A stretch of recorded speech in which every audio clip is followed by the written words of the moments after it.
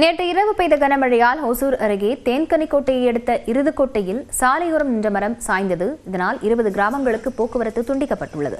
இதுகுறித்த விவரங்களுடன் செய்தியாளர் செல்வா இணைந்திருக்கிறார். செல்வா, மக்கள் என்ன தெரிவிக்கிறாங்க?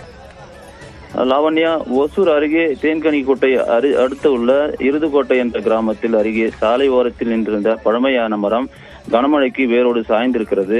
இதனால் கொடகரை, பெட்டமகிலாலம், தொழுவபெட்டா, ஐயூர் உள்ளிட்ட கிராமங்களுக்கு போக்குவரத்து துண்டிக்கப்பட்டிருக்கிறது.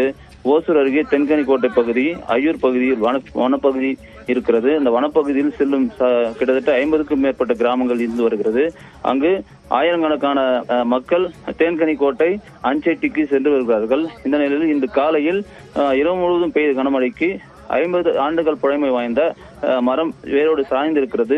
இதனால் அதை அகற்றும் பணியில் வருவாய்த்துறையினர் மற்றும் பல்வேறு துறையினர் வந்து அந்த மரத்தை அகற்றும் பணியில் ஈடுபட்டு வருகிறார்கள். இதனால் அப்பகுதி மக்கள் பெரும் பாதிப்புக்கு உள்ளாகிறார்கள். மலை கிராம மக்கள் பயணிக்கும் பிரதான சாலை என்பதால் மரத்தை அகற்றும் பணி கடந்த 2 மணி நேரமாக நடைபெற்று வருகிறது. அது அகற்றிய பிறகே போக்குவரத்து நடைபெறும் என தெரிவிக்கப்பட்டிருக்கிறது நெடுஞ்சாலைத்துறை சார்பாக. இதனால் பெரும் பாதிப்பு ஏற்பட்டிருக்கிறது. லாவண்யா, விவரங்களுக்கு நன்றி செல்வா.